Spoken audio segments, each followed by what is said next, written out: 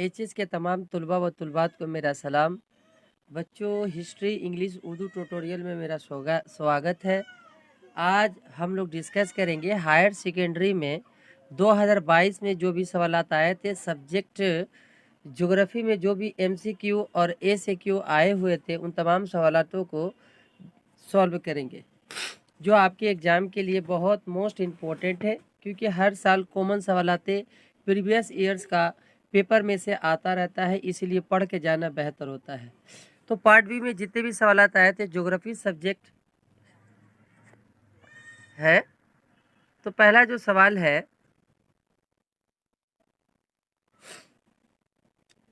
The phreatic layers beneath the groundwater table where groundwater is available thought out the air is known as। तो इसका जवाब होगा permanent saturated layer, option D होगा। Next 2 number जो सवाल है, the soil form volcanic material is oxisol, ultisol, alfisol या andisol. तो सही जवाब है option D, andisol, andisol. Next सवाल, the pH value of neutral soil is. तो इसका जवाब होगा ऑप्शन नंबर सी, 7.0। 4 नंबर सवाल, the name of a free floating hydrophyte is होगलो, लोटस, वाटर लिली या वाटर हायासिंथ। तो जवाब है ऑप्शन डी।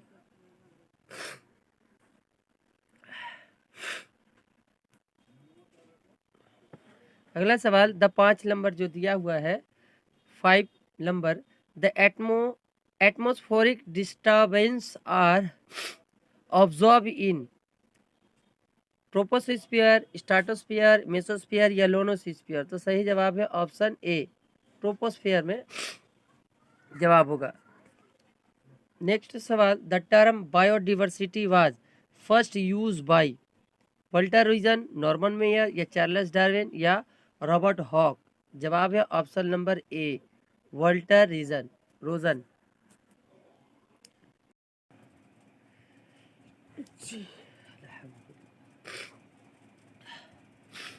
सात नंबर जो सवाल है 7 number, the father of white revolution in India is Norman Borlaug's, Roland Rose, M S. Swaminathan, doctor Verghese Kurien. तो सही जवाब है ऑप्शन डी। अगला सवाल, the caustic soda and soda ash are use a raw material in jute industry, cotton textile industry, paper industry, iron and steel industry. तो सही जवाब है ऑप्शन सी, पेपर इंडस्ट्री में कास्टिक सोडा और सोडा ऐश का इस्तेमाल किया जाता है रॉ मटेरियल के तौर पर।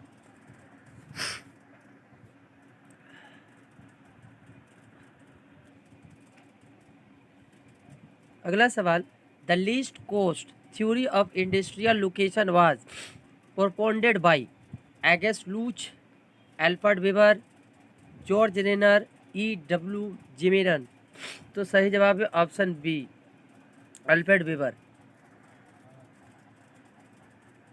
10 नंबर सवाल है, the settlement pattern that grows around a pond is known as. Option दिया हुआ है 1 नंबर में, dry point settlement, wet point settlement, linear settlement, square shape settlement. तो जवाब है option B, wet point settlement. 11 number जो सवाल है, the significant karst region of India in is. पहला option, the valley of Kashmir, Borra caves, the blue mountain region, Ajanta cave. तो जवाब है ऑप्शन बी, बोरो केव्स। अगला सवाल, which of the following city of India are connected by golden कैटेड quadrilateral. तो option दिया हुआ है दिल्ली मुंबई कोलकाता बेंगलोर, दिल्ली मुंबई हैदराबाद कोलकाता, दिल्ली मुंबई चेन्नई कोलकाता, पुरविंदर दिल्ली कोलकाता चेन्नई। तो ऑप्शन होगा ऑप्शन सी, इसका जवाब होगा ऑप्शन सी दिल्ली मुंबई चेन्नई कोलकाता। इससे कनेक्टेड है गोल्डन कैथेड्रल से।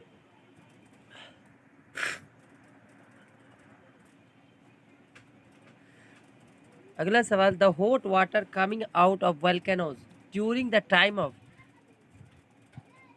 वोल्केनिसिटी along with magma is known as. तो जवाब है ऑप्शन बी ज्वेनियर वाटर।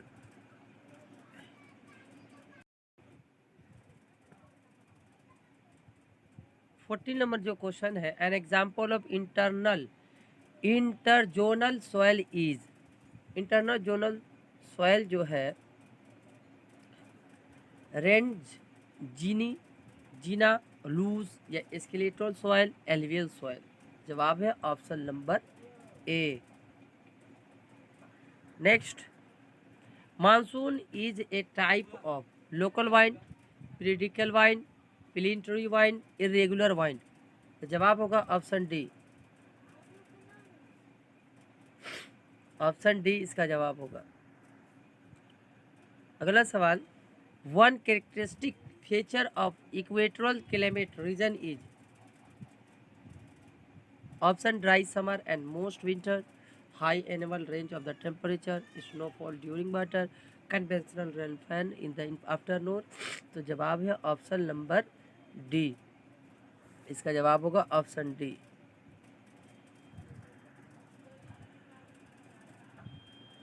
सत्रह नंबर जो सवाल है, 17 number, the region with maximum biodiversity is. Temperate region, equatorial region, savanna region, desert region. तो जवाब है ऑप्शन बी।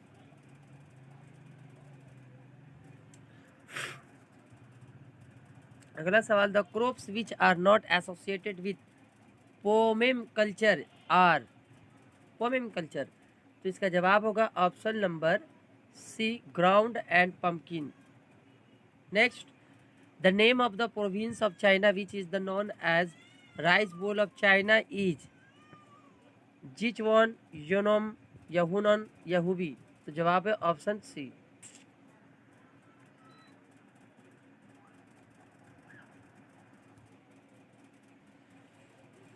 अगला सवाल, the first jute mill of India was establish at. First jute mill Rishra में हुआ था, ये आपको भी पता है। Next, isolated and almost connected small rural settlement is known as. तो जवाब होगा ऑप्शन ए हैमलेट।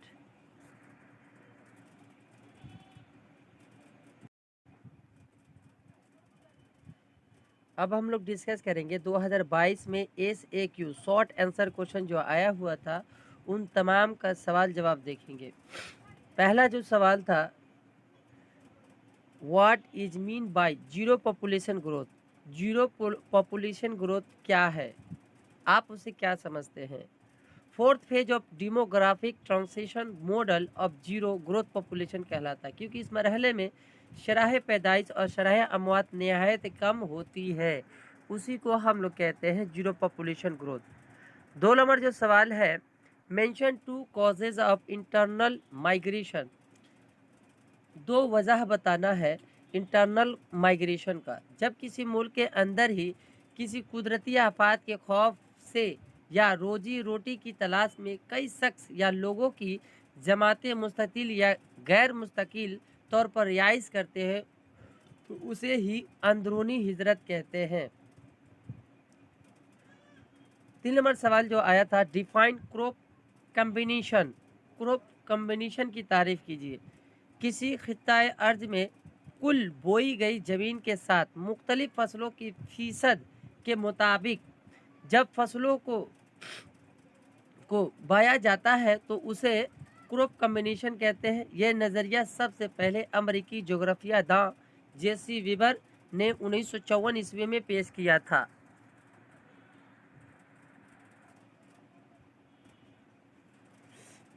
चार नंबर जो सवाल है, what is mean by millet.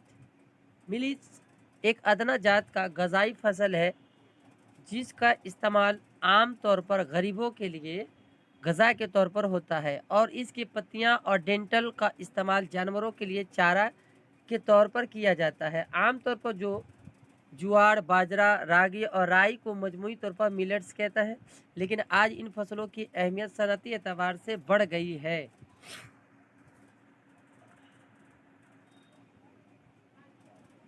5 number जो सवाल है, mention two effect of global warming. Global warming के दो असरात बयान कीजिए। पहला, दर्जा हरारत में इजाफा की वजह से ग्लेशियर के बर्फ पिघलने लगे हैं, जिसकी वजह से समुद्री सतह में इजाफा हो रहा है। सुंदरबन के कई जजायर गर्क आब होते चले जा रहे हैं। बी नंबर, ग्लोबल वार्मिंग की वजह से बारिश भी सही वक्त और सही मिकदार में नहीं हो रही है, जिससे काश्तकारी पर असर पड़ रहा है।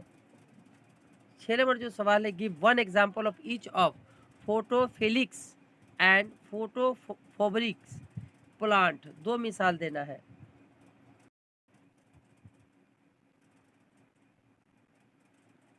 फोटोफिलिक्स जो है मिलिन, क्लोबर और वाइट सूरजमुखी, पीपल, ये तमाम चीज़ें, बरगद, आम वगैरह, ये फोटोफिलिक है। और फोटोफोबिक्स जो है फरन और अलगी वगैरह का पौधा है। 7 नंबर जो सवाल है एसएक्यू में, what is mean by process of aggradation. Process of aggradation से आप क्या समझते हैं? ये वह अमल है जो ज़मीन की पस्त सतह को बैरूनी अमलकार कन बहनाकारी और मुंतकली के जरिया बालू, संग, रेजे, मिट्टी, कीचड़ वगैरह को जमा करके पस्त जमीन को हमार करने के अमल को एग्रेडेशन कहते हैं। 8 नंबर जो सवाल है, व्हाट इज हुम्स। हुम्स जो है गुफा की नली, लेवल में या चूने की इलाके से नीचे की परत पर पानी बहता है और चट्टान रोड से टीले की शक्ल में जमा हो जाता है, उसी को हुम्स कहते हैं। इसकी शक्ल नोकीली पहाड़ी की तरह होती है। सवाल नेक्स्ट जो 9 नंबर है, व्हाट इज गीज़र। गीज़र क्या है? वह गर्म झरना जिसमें गर्म पानी और भाप एक मुअय्यन वक्फा के बाद निकलता है, उसी को कहते हैं। इसकी तश्कील जो है हाइड्रोजियोलॉजिकल हालात के बना पर होती है। झरने में जमीन के कुछ ही मकाम पर पाए जाते हैं। 10 नंबर जो सवाल है, डिफाइन ग्रेडेशन। ग्रेडेशन की तारीफ कीजिए। ग्रेडेशन और डिग्रेडेशन के जरिए जब जमीन पर मिलने वाली तमाम गैर यकसानियत खत्म होकर हमारी सतह में तब्दील हो जाती है, उसी को हम लोग कहते हैं ग्रेडेशन।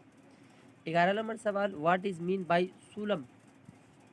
सुलम क्या है? सुलम एक सच्ची मिट्टी मानी जाती है जो सतह मिट्टी और ऊपर के जमीन की नीचे की कंकरीली परत से मिलकर बनी होती है, जिसमें शदीद मौसमी तखरीबी का अमल नहीं होता है। मिट्टी की उफ़क़ी तक़सीम के मुतालिक ई, ए और बी उफ़क़ ओरिजिन्स को सुलम कहते हैं। 12 नंबर जो सवाल है, व्हाट इज मीन बाय लिटरलाइजेशन। लिटरलाइजेशन से आप क्या समझते हैं? मिट्टी की तश्कील के दौरान लिटरलाइजेशन चट्टानों की कीमियाई मौसमी तकरीब एक तवील वक्फा है। मिट्टी के ज़रिया बनने में ये इसकी मोटाई, दर्जा, केमिस्ट्री, खाम मदनियात और इख्तलाफात पैदा करता है।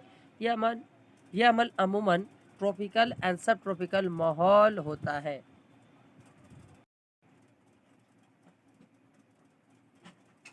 अगला सवाल, व्हाट इज़ रेगोलिथ। रेगोलिथ क्या है?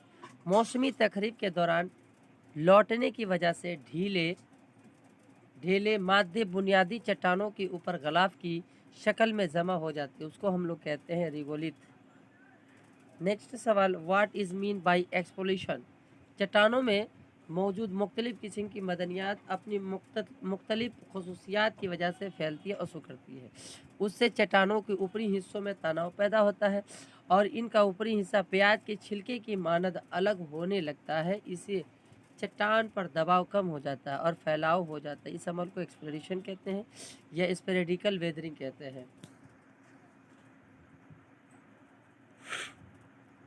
Next, what is I of cyclone. I of cyclone क्या है? मुंतका हारा साइक्लोन के मरकजी हिस्से को आई ऑफ साइक्लोन कहते हैं। वो यह इलाका है जहाँ के हालात साकिन और आसमान साफ रहता है। What is mean by burst of monsoon. Hindustan में शुमाली मगरिबी मानसूनी हवाएं जून से सितंबर तक चलती है, जिससे हिंदुस्तान में बारिश होती है, लेकिन कभी कभी बारिश की मकदार काफ़ी बढ़ जाती है और लगातार कई दिनों तक चलती रहती है। इसीलिए इसको मानसूनी का फटना या ब्रस्ट ऑफ मानसून कहते हैं। इस हालत काफ़ी मानी व जाली नुकसान होता है।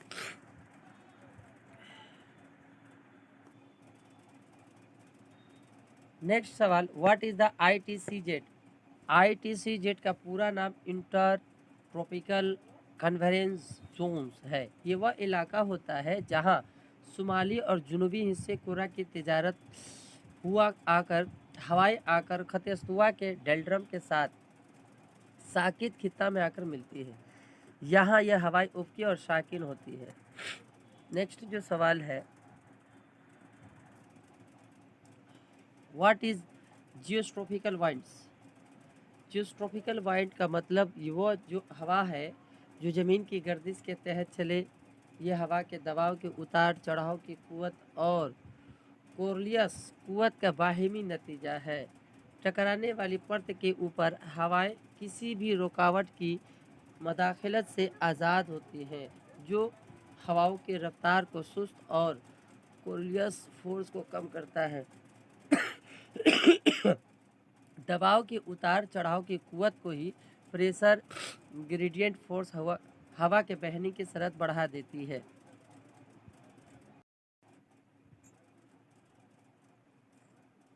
Give two example of biodiversity hot spot of India. Indo Burma खित्ता या सुंदरबन के मगरबी घाट और सैंडलैंड ये सब है। 20 नंबर जो सवाल है, what is mean by in situ conversation.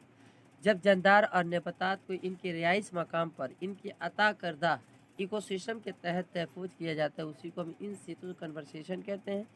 इसके अलावा आज भी एक मुल्क में नेशनल वाइल्ड लाइफ सेंचुरीज और नेशनल पार्क वगैरह हो चुके हैं।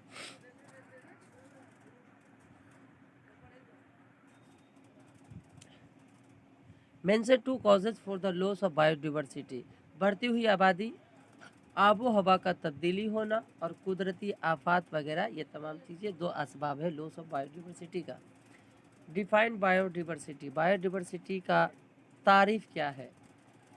यूनाइटेड नेशंस इन्वायरमेंट प्रोग्राम के मुताबिक बायोडिवर्सिटी से मुराद किसी भी ख़ास तबई मकाम पर रहने वाले मुख्तलिफ तरह के जानदार की तादाद से है, जिनके तर्ज ज़िंदगी में फ़र्क पाया जाता है। इसका ताल्लुक पौधों के अक़साम, जानवरों और छोटे छोटे कीड़े मकोड़ों से है।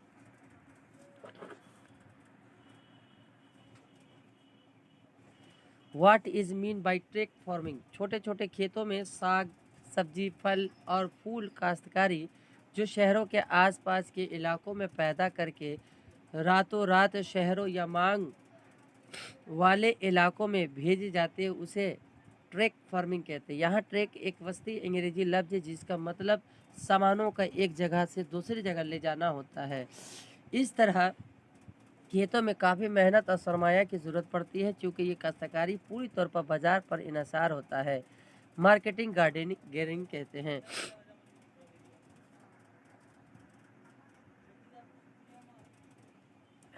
अगला सवाल, what is mean by slash and burn method of agriculture. ये खेती का कठिन तरीका है। इसके तहत जंगलों को काट कर या आग लगाकर पेट भरने के लिए अनाज की पैदावार की जाती है, और जब इसकी जरखेजी ख़त्म हो जाती है तो दूसरी जगह मुंतकिल हो जाते हैं। ऐसी खेती को आसाम और शुमाली मशरक़ी रियासतों को में झूम कहा जाता है। नेक्स्ट सवाल, what is down stream industry. ये वह सनतें हैं जहाँ खाम तेल के जेली पैदावार से कोई दीगर ऐसी तैयार करके ख़रीदा जा सके, उसे सप्लाई किया जा सके, उसी को कहते हैं।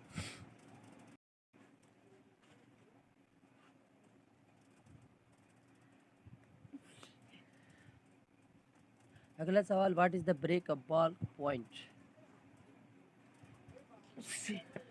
ये वह मकाम जहाँ माल व असबाब नकल व हमल के एक जरिया से दूसरे जरिया में मुंतकिल किए जाते हैं, उसे हम ब्रेक अप पॉइंट कहते हैं। जिसमें डॉक्स जहाँ माल व असबाब को जहाज़ से उतारा जाता है। उतार का ट्रक या ट्रेन के जरिए मंजिल मकसूद तक पहुंचाया जाता है। अगला सवाल है, what is the mega city? 5 million से ज़्यादा आबादी वाला शहर को हम लोग मेगा सिटी कहते हैं। ये ज़्यादातर तिजारती मंडी या सनती शहर में होते हैं, जैसे कोलकाता, दिल्ली, मुंबई वगैरह। Define twin city and the Indian examples. जब दो शहरों की मासी और सियासी व तालीमी व तहजीबी सरहद एक हो, उसको जुड़ा हुआ शहर कहते हैं, यानी ट्विन सिटी कहते हैं, जैसे हैदराबाद, सिकंदराबाद, कोलकाता, हावड़ा वगैरह।